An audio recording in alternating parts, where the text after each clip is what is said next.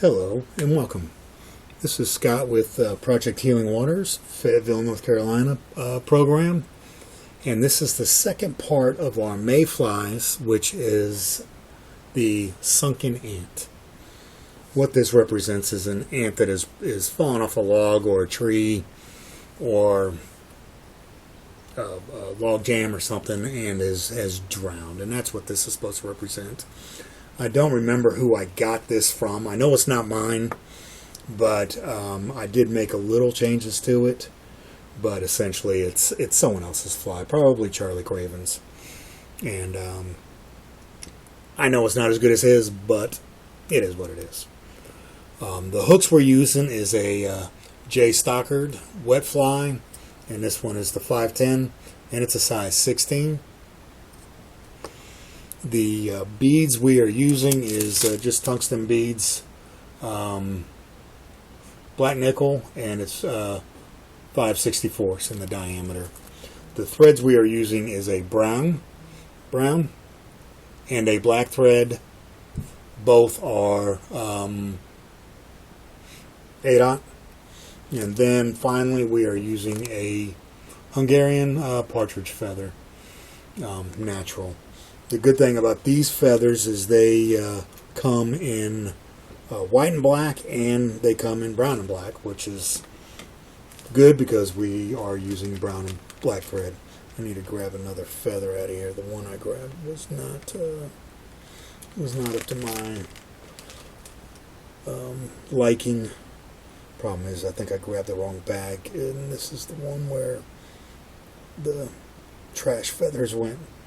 But I think this one will work. Yeah, it'll be fine. Let's get these out. Okay, so let's go ahead and get started. Drop that out of there. First, we want to get the bead, and these hooks are tiny, so you definitely want to use a slot bead. And so now what we want to do, we're going to grab our thread and we're going to tie in right behind the bead. And we're going to carry that all the way down the shank of the hook. And once you get to the point, you can actually remove the tag in, and then we're just going to bring it all the way to the back. Oops, let me carry it a little bit more. Don't worry about that home, because we are literally going to, you're going to want to put Sally Hansen or UV on this, because I think it would catch one fish and then it just get tore up. So now what we're going to do is we're going to create the back end of a ant. Just be careful of the hook point, and just keep on bringing the wraps up, building it up to make it look like a bubble, the butt of an ant.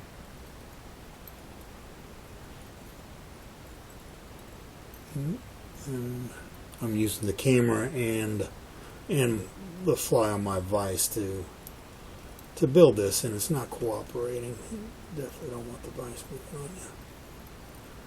I got something funky. There we go. Maybe if I just build this up a little bit more.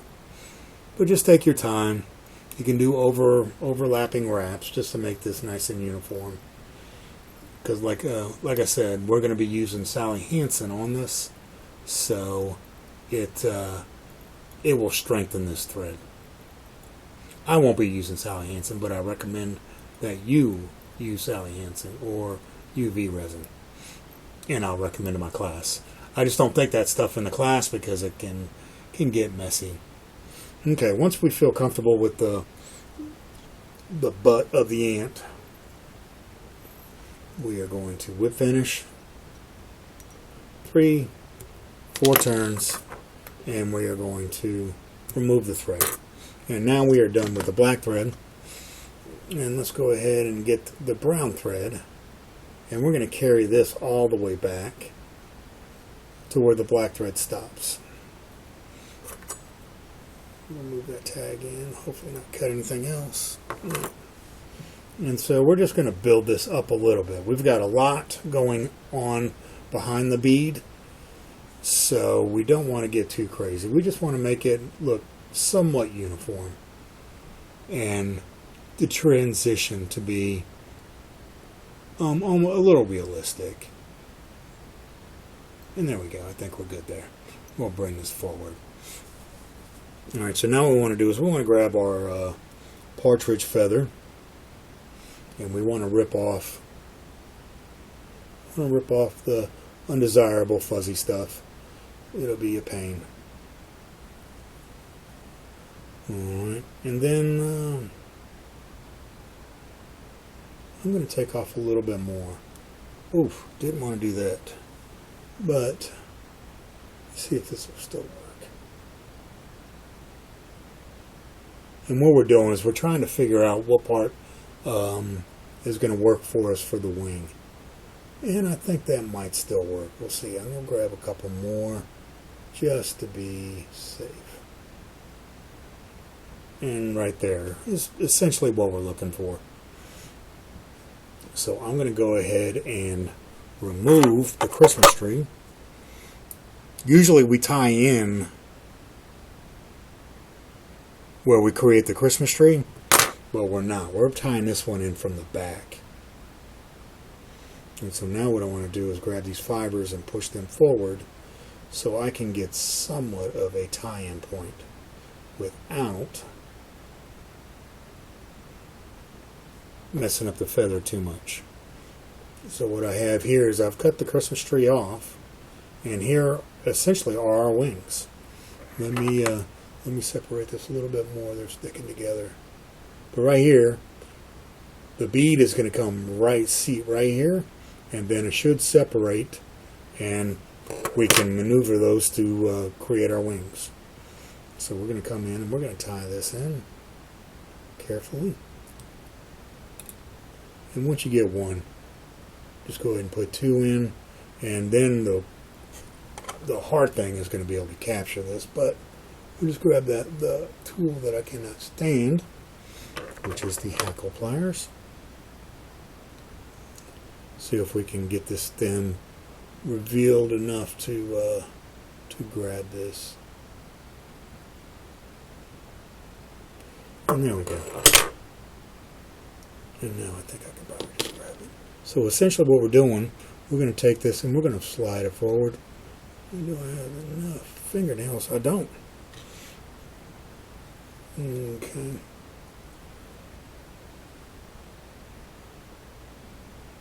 Alright, so now I've got it back in the hackle pliers, and we're just going to bring this forward, keeping the wings separated somewhat. I think I need to bring it back just a little bit more, and I think we got it there. So now let me get this off the hackle plier before I really mess up. Now move it forward. Okay. Let's see if I got enough to mess around with. That's the problem. Once you bring it too forward, it's going to mess up. So now what I'm going to do is I'm literally going to start over. I was not happy with that, so usually I would have just tied it and been done with it. But since this is information purposes, let me dig through the trash bag and see if there's any decent feathers in here. Here we are. Alright, so I just grabbed another one.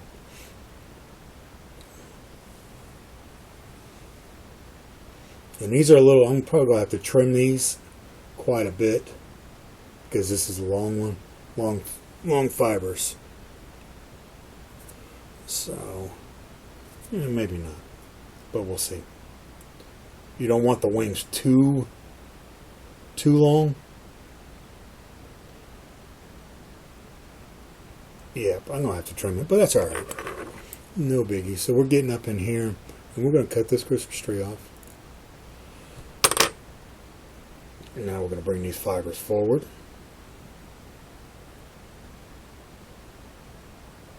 Without the Christmas tree. And so now we're going to tie it in.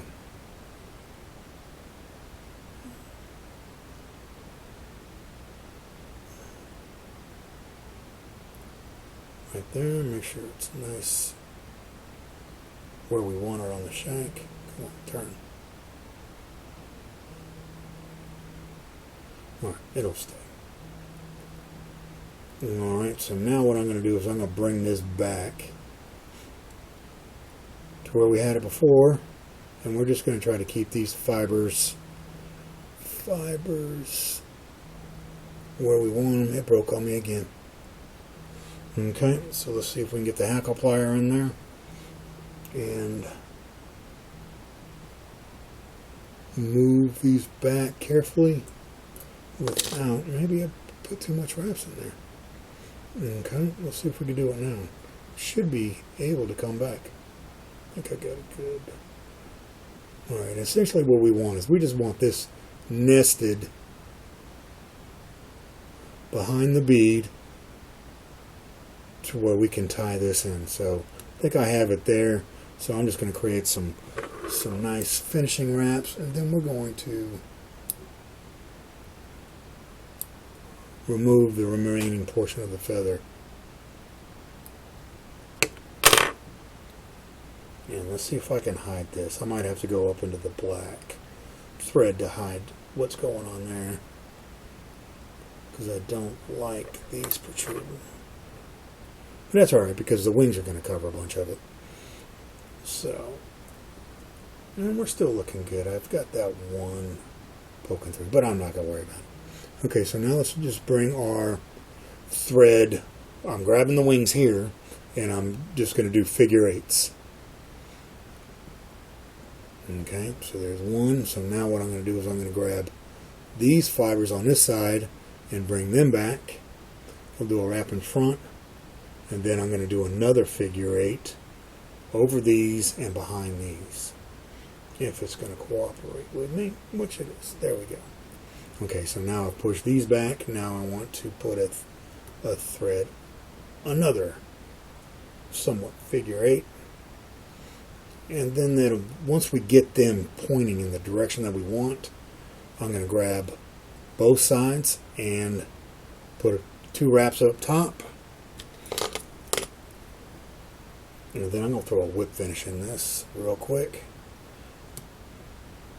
See if everything is where I want it to be. And I see some fibers coming this way.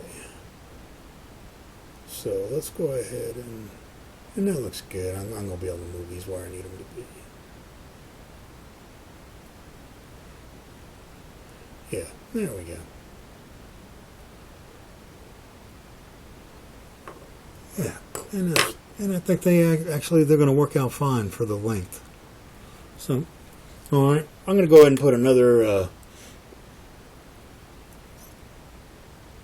two finishes in it, just to be safe, since I like my 4. And there we go. And after all this is done, I did miss a step. You would have wanted done that Sally Hansen or UV resin before you put these wings on, because I don't think you want to be messing around with that stuff with these wings. So you would have applied that before you went into doing the wings. And here is the Sunkin Ant, and I do see some kind of unruly fibers. There we go. It was a little longer than I wanted it to be. So here's the Sunkin Ant, and it resembles a drowning ant. If you have any comments or questions, please leave in the comment section. Please like and share, and definitely we always appreciate people following. I looked last night and saw that we had 65 or 68 people following, so there's been an upkick in interest, which is always pleasing to us. And we're just trying to reach out to more veterans who want to fly tie and want to watch our videos for examples. And hopefully we are doing a good job to illustrate how to do this.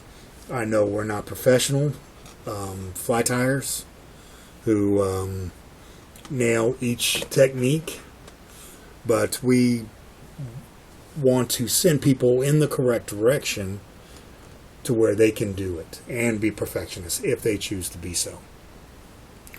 But this is the Sunkin Ant, And I'm Scott from Project Healing Waters, Fayetteville, North Carolina program. We appreciate you watching and would appreciate any shares, likes, or follows. Other than that, we will see you next month. Thank you very much.